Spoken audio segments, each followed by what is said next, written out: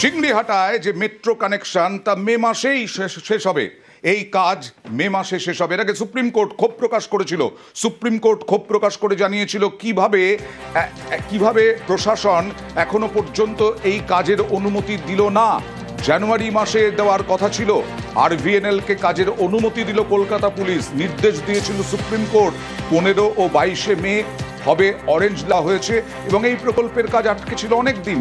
গতকালও রেল মন্ত্রক সংসদের বিষয়ে জানিয়েছিল তাদের কাজের অনুমতি দেওয়া হয়নি।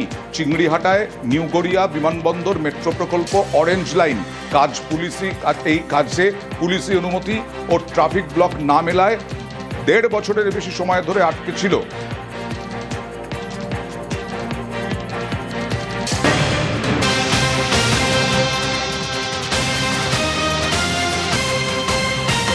নাম বাদে ঝুলে কংগ্রেস প্রার্থীর মনোনয়ন।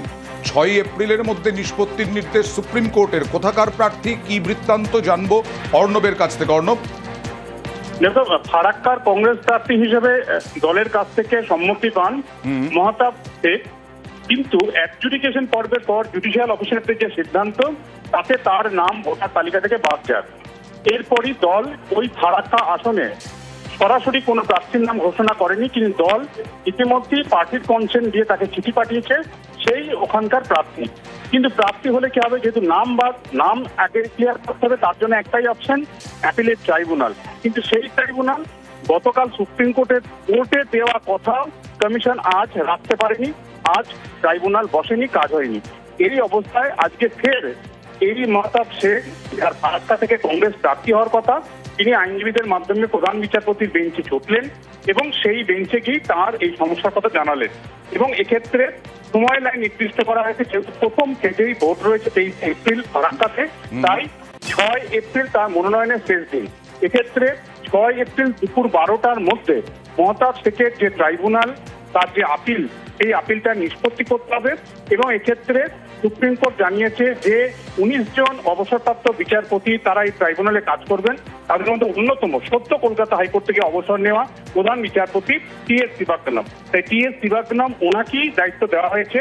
এই মহাতাব শেখ কংগ্রেস প্রার্থী যিনি হবেন ঠিক হয়েছে, কিন্তু তার অ্যাডজুডিকেশন পর নাম বাদ গেছে। তাই ট্রাইব্যুনালে তার অভিযোগ যেটি রয়েছে সেটি নিষ্পত্তি করে ওই দিন 6 তারিখ দুপুর 12টার মধ্যে সিদ্ধান্ত নিতে। অর্ণব, এখানেও প্রশ্ন তোলা হয়েছে যে পাসপোর্ট আছে তারপরেও নাম বাদ কেন? একেবারে এই প্রশ্নটা যখন তার আইনজীবীরা বলেন, এক্ষেত্রে বিদ্রোহ শামীম বা তার রূপ সহিম, তারা প্রত্যেকেই মামলা সওয়াল করছিলেন যে তার ভ্যালিড পাসপোর্ট রয়েছে, তারপরেও যখন নাম বাদ গেছে, এই বিষয়টাই সুপ্রিম কোর্ট মন্তব্য করে যে যার পাসপোর্ট রয়েছে এবং সেটা অ্যাক্টিভ মোডে রয়েছে, তারপরেও সেই ব্যক্তিভাবে অন্তত ভোটার তালিকা থেকে বাদ করেন। কারণ পাসপোর্ট দেশের প্রধান বিচারপতির বেঞ্চ যে ট্রাইব্যুনাল গঠিত হয়েছে, সেই ট্রাইব্যুনালের মহামান্য বিচারপতি টি.এস. শিবাগ্নমকে দায়িত্ব দিয়েছেন আগামী 6 তারিখের মধ্যে যাতে এই মহতাব শেখের যে ট্রাইব্যুনালের যে অ্যাপিল সেটা নিষ্পত্তি করে তারপরে যাতে তিনি নমিনেশন করতে পারেন।